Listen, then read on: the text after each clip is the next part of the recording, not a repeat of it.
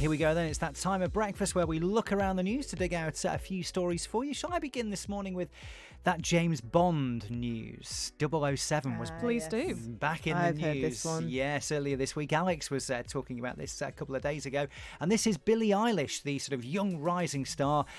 She is the youngest ever singer to record a James Bond theme, because it was announced earlier in the week she will be recording the theme to No Time to Die, the new 007 movie. So she's spoken out and given a couple of quotes. She said, "James Bond is the coolest film franchise ever to exist. I'm still in shock. Writing a Bond theme is something we've been dreaming about our whole lives." This is her and her brother, because they've co-written it, and Billie Eilish will be performing it. But she's only 18, so it's a fairly short dream. This one. Have you seen how old she was when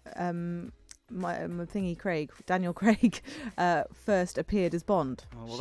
She was 4. Oh no! So that was 2006, wasn't it? Was it Casino Royale, the first film with Daniel Craig? Well, we don't even want to think about before that, do we? When I was watching Roger Moore as a youngster, she wasn't even a twinkle. So yeah, 18, the youngest ever to record a Bond theme. Sam Smith, he was 23 when he did The Writings on the Wall, and Adele was only 24 when she recorded Skyfall. It seems like Adele has been around forever now, doesn't it? But when was that? About 2011, 2012, Skyfall? Yeah, somewhere around there, yes. Yeah.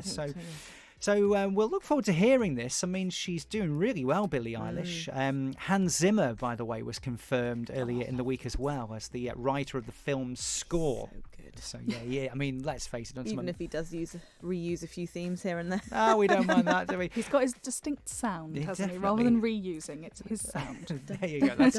That's a political answer, isn't it? But he's not got too much time to compose the film's score, because 2nd of April is the release date. That'll be fine, because honestly, big composers like Hans Zimmer, John Williams, once you get to a certain fame, you write the themes, you'll write a few melodies, and then you have a team orchestrating it all and actually adapting it for the various groups and ensembles and things. So there you go, a little fun fact for you. Yeah, I like it. If you had the melody, this is the theme. There we go. It's all there. If you had the musical ability, that would be an amazing job. What a job to be writing. I think it takes some time to get up to that standard, though. You have to do all the orchestrating and all the grunt work for a few years before you get to be Hans Zimmer. Yeah, I think it's fair to say these people have definitely cut their teeth, haven't they? Yes. So he's doing the sort of music throughout the film. Billie Eilish doing the theme, writing it with a brother. 2nd of April is when it's all out, the new Bond movie. Is this the last one to feature Daniel Craig? It's said to be, yes. He said that a few times already, hasn't he?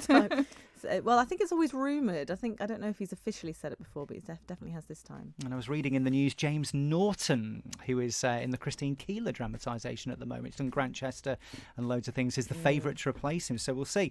Sian, a fruity one this morning. Yes. So some researchers at Aberystwyth University in Wales have been working to protect endangered species of apples and pears. Oh, so didn't know there were endangered species. Apparently so, yes. There are certain varieties that there just aren't as many of that particular tree growing. So they've taken some samples and have been growing them in a living museum, is the term they've used. And they've now got to a point where they're offering cuttings of these trees that they've grown and protected out to gardeners to try and get the numbers back up. I'd have an apple tree if I had a garden. Definitely. Apple and a pear, or just an apple? I'm not a fan of the pear, really, as a consumer. You see, I don't like it on its own, but in things, the other half does this chocolate kind of flan thing with pears in it. That does sound wonderful. It really is. We've got an apple tree next door to us. We're often keen to sort of, nip over, do a bit of scrumping, that kind of thing. Yeah, my grandmother has a fantastic apple tree. Each year we're sent out to collect all the ones that have fallen, but they're cooking apples. It's a lovely thing to have. So apple pies and all that, apple crumble. Some of the funding for this project came from the Welsh Perry and Cider Society. So you've always got a few drinky options. Well, there we go, even better. Do you know what? There's a world of opportunity here. And finally, from yourself, I've been toying with whether this is appropriate for a morning show. Go for it. I'm going to go for it anyway. There is a study that I'm going to use my words carefully that shows that women who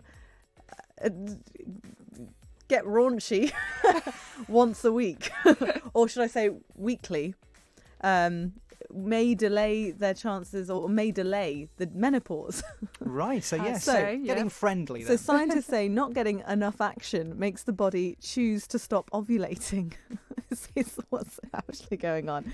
So it compares people that are having the deed weekly, monthly, and less than monthly. And those that are active are 28% less likely to experience menopause early. Right. So those who had the deed once a month were 19% less likely to experience the menopause.